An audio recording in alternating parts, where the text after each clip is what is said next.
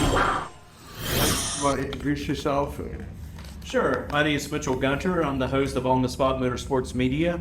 We do a lot of live streaming racing events here at Gainesville Raceway. We also have podcasts, and we try to keep everyone up to date on NHRA and NASCAR. We're more leaned toward NHRA more than anything, but we do try to throw that factor in NASCAR, who's winning, where the points are at, and stuff like that for our followers. And how long have you been doing this, your media company? Well, we've had another podcast page called On the Spot with David Rogers, and I was bringing a lot of guests on as far as racers like Erica Anders, Josh Hart, Justin Ashley, and that page is more political, talking about politics and more news related.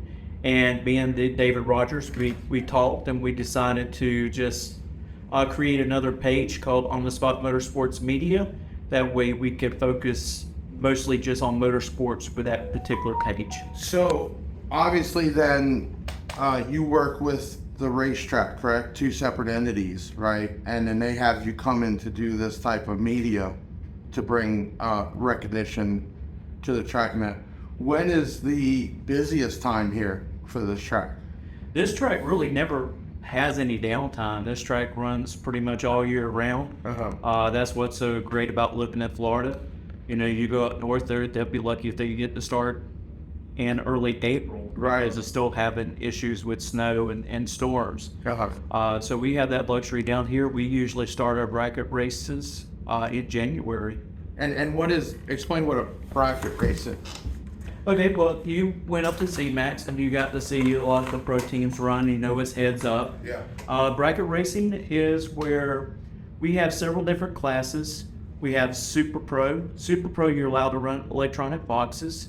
We have no box, and that's no electronics. You have to foot brake the car. We have Sportsman, which is foot braking the car. And each one of these classes have certain ETs that you have to run in. You know, there's a beginning and end time for each one of these classes. And these races are like registered with the NHRA, right? So yes. This is real deal here in Gainesville. They're being, you know, the points capped and the times capped, and that's working directly with NHRA. So that's like crazy, you know, little track, Gainesville, Florida, right? What is the biggest event here? Well, actually, since Jody Kennedy, she's the new track manager. She's been here a little over a year, and she is actually trying to bring other things just besides bracket racing. We have an event called No One Fights Alone that Ben Whiting puts on. It's a great event. His kid had cancer. So what they do, they run this race, and whatever's left over from the race that is generated, that money goes to St. Jude's Hospital. Oh, wow. So that's a big race. We also have the 352 shootout that Derek Putnam puts on. Great event. It was supposed to have been this past month, but due to schedule changes and stuff with Derek, he had to push it back to October the 27th, the 28th. And that is a really neat event. A lot of heads-up racing. No times are displayed on the boards. They do also have an open comp class as well. And it creates quite a bit of a crowd coming out and watching. Now, how did you get the deal to come here and basically get your home base here and have insight, and basically you're the guy here? So how did that come about?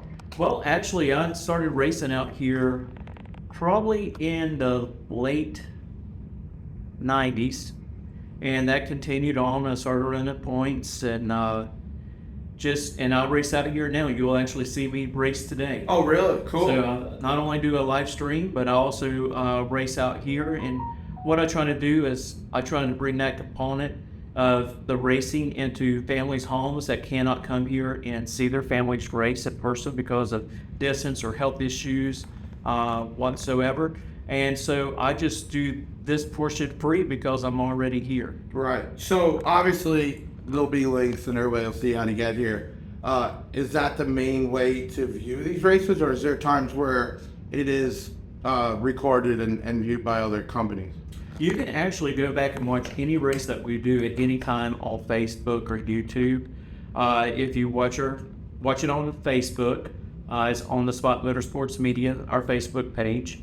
If you watch it on YouTube, it's On the Spot Motorsports with David Rogers. We kept that component in there to continue trying to keep both of those pages, intertwined with each other, so we can kind of use it as a feeder for both of our pages. We'll have people jump back and forth and follow us on both pages. Right. But it's better to watch it on YouTube because you can go onto your smart TV. Right. If you got a nice 70-inch TV, it's going to look extremely good compared to trying to watch it on like a computer monitor or your phone. So is this a full-time thing for you, or do you have another job, or is this? I actually have another job. I work for Alachua County, facility management at the Alachua County Jail. That's my everyday job, and this is just something that I came across, and I thought I would enjoy doing it, and it hasn't let me down because I'm loving it. Right. Yeah, I mean, especially when streaming started to happen and YouTube, I think it gave access to a lot more, right, than just being on TV. One, people could always go back and see it. Two, there's way more time for behind the scenes, or I always like to call it the ramp up, get everybody excited, for, I know my biggest thing in meeting Cameron Caruso was to take the race car audience with the car audio audience, which is kind of the same one-on-one. It's cars, it's batteries, it's alternators, it's side-by-sides and golf carts, and try to bring those two together. I know what I've seen is I call them undercover racers because I never knew we had so much in our audience that were into this. And just where we started, all of a sudden you were seeing all this, people knew names, they knew locations. It was crazy to know how much the cardio guys were into this, and I understand why now. It's exhilarating, it's a rush. It's really cool. Definitely, it is a great sport. And one thing about, you've seen all the teams there. Yeah. They're ready to cut each other's throats at the tree. But afterwards, you see the handshakes, you see the hugs and the congratulations of the person who won. And, it's a family, and we have a family feud when we go to that tree up there and line up our cars to go down the track. For the guys that actually compete in the base, and we're not talking just car show guys that really serious and drop, $100,000 and build, it's the same type of thing, right? There's a competition level there. There's a shit talk there, but at the end of the day, it's the sport. Who's louder, who did more, and it's the same type of feeling. When I was there in North Carolina, you could feel the tension, right? You could see everybody in their own area, but then there was a time where people were just like, all that competition was gone, and they were just talking and hanging out and doing their thing. So, it was a crazy, I didn't expect it to be that big. I didn't expect to be that exciting. And I'll tell you what, I'll probably remember this to the day I die. When the funny cars were there, they're already loud, right? But when you get 4 in a row and they launch at the same time, I can't even explain what it feels like. Forget about what it hears like, what it sounds like. But the feeling when they just go, it's unlike anything I've ever heard in my life. It's just amazing. Well, you think about, you talk about drag racing, talking about car audio. One of the things that kind of ties them together, I don't know if they still do it, but back in the day when I was doing car audio, you had DB drag racing. Yeah, they still do. So you had that, they still do it, right? And so that's a very neat component that kind of tied the two together, DB drag racing and then drag racing itself. And you're right. The only other way that you feel stuff like that, if you're sitting in a truck that is built for DB drag racing, that feel that pressure, right? That you actually kind of experience on the starting line. Nowadays they got cars that are louder than the space shuttle taking off. Technology has come such a long way. When I started coming, I wouldn't get into the car shows because I'm like, well, I'm not an installer, not a shop. I'm an online guy trying to build the wholesale side at that point. But now we see that demand to be at those shows. So we're applied, and obviously we come back to NHRA next year. I want to come in as a vendor also and set up. But and come to places like this. We actually have, it's called Made of Steel. It's a yearly car show at Fairgrounds in Tampa. Every year they do it. I think they had over 8,000 people there. Wow. Last year, and it's two separate entities. It's a car show and then the audio show. So we're going to be there. Big shout out to John Kent, who runs the car audio side. And we actually finally started to do a build. Again, me building the demo car, it's like we're not the stereo shop, right? We're you guys to supply it, but wanted to do some, so we did some. It's called hair tricks for $1. And hair tricks is where people get in there and the pressure so much their hair goes everywhere. And for the $1 was just a joke. I just tell everybody I'll tell you for $1 as a joke. But we're actually going to take that $1 and obviously donate it, somewhere. Probably breast cancer, awareness or something. But we're building that, and we're going to kind of bring it out there to show the progress. But it's just, I think it's a fun racing, car audio, car shows. It's cars, it's gas, it's motors, it's fun. And in our world, we deal with a lot of custom shops that just build motors because they need sound deadening material, for heat reduction, and obviously racing batteries. We do excess power, and they have 16-volt lithiums and things that cut weight. So we have actually a lot of product that directly deals with this stuff, and that's what kind of blew my mind, that there is a bigger connection than people really realize. So I appreciate you having us come down here to see this and get on your stream, and hopefully our supporters jump on. I know we're seeing more and more traffic go that way, and I'll try and be the bridge between the two. And Kicker and some other companies have done it years ago, but they didn't really do it in a professional way. They just kind of did it to have their name on a car instead of putting it together like this. So I'm hoping I'm the bridge. I know I speak directly with the manufacturers that we deal with, and they're watching it. They're waiting to see how it goes and what happens. And I really think that this could be the start of bringing a whole new audience into NHRA. And obviously people sitting out in these stands who didn't know who Big Jeff Audio was, go to the website and check things out. So super excited. I know I'm happy to be here, and we could definitely do more in the future. I got weird way, I'm not getting the reason why, but I kind of got forced into starting a podcast. I don't have time. I'm a 7-day still guy, 15, 18 hours. Even the company, it's a baby to me, even as big as it's gone. But we're doing a podcast starting on Thursday night. So be real cool maybe to get you on there one night. And I'm going to have different people in the industry get on there to kind of, again, busy guy. Yeah, bring the two sports together. And I think it'd be great to have a night with somebody from a manufacturer of car audio and people from this industry that know it, and I guarantee when we get to talk, there's gonna be so much more in common that we will probably realize for sure. So definitely, and you was talking about company sponsor, and you had Pioneer that sponsors Shirley Downey.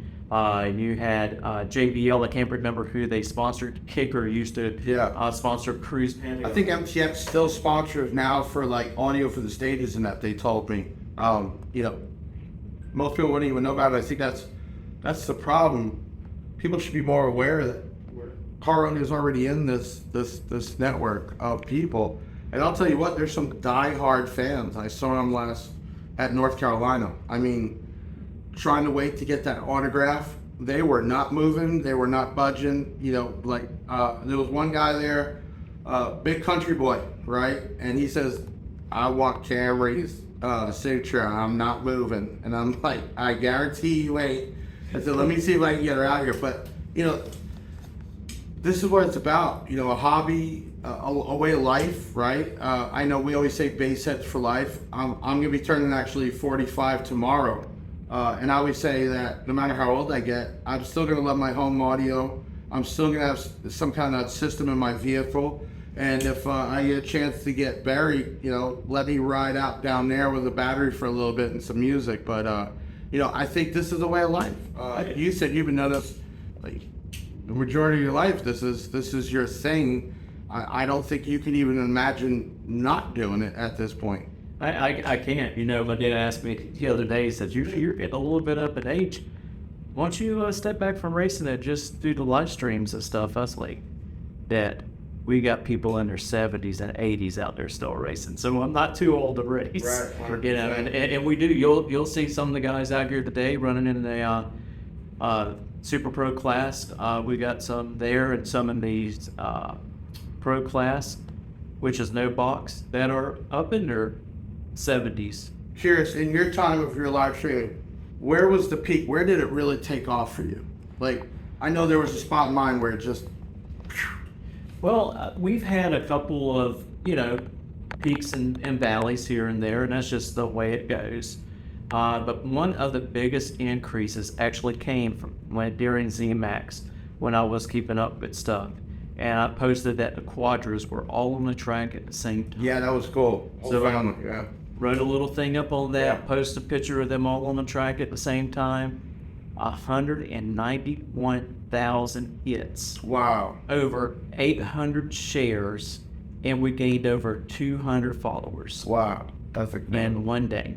That's definitely a peak or something to remember. That was one of the biggest peaks. Well, hopefully after today, we can bring some of our family over and vice versa. And I believe, I'm the type of guy, sometimes I give more than when I'm given. And I just think, even some YouTube creators I work with, they're so used to just getting something doing it and not having somebody promote them also. And I'm like, why would I not want to promote you, right? It's a give and take thing that the bigger you get, the bigger I'm going to get. So I'm so into this cross marketing, right? Even if you're paying for marketing, I still want to give. And I think you never know nowadays what's going to trend or hit off, or something like that just probably blew your mind.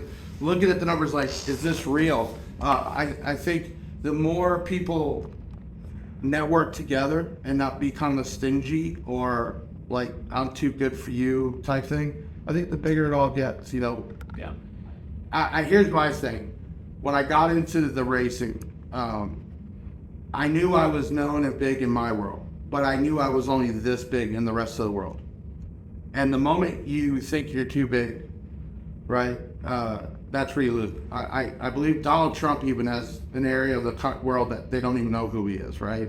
But that was part of why I wanted to get into NHRA and the racing and get in with the podcasts and the streamers, because I want to get that big in that scene also, right? And that's the way I look at it. And if we can all do it together, that's a huge thing for sure. But definitely stoked about this. We're happy. Plus, it's right down the street.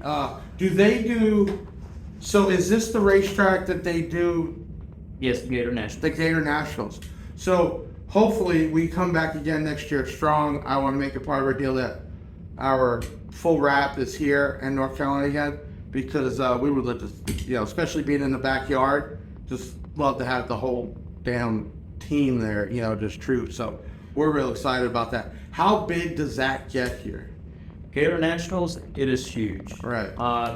Let's just say, 2 years ago we had a rain out type of event here at Gainesville for the Gator Nationals.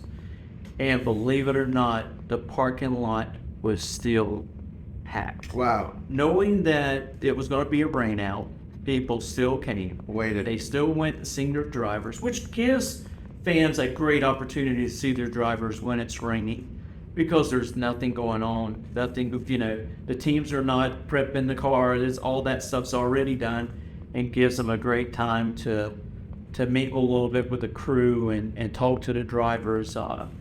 I know some of the drivers, they'll bring some of the fans into their pit area. Attention to the pits. Super gas. Well, listen, we're gonna have to jump off now, but we're gonna put this all together so by the time you see it, you're gonna see a lot of action. And by the time you see this, obviously it would be over with. But this has been a great interview and a great relationship. And we'll see you soon.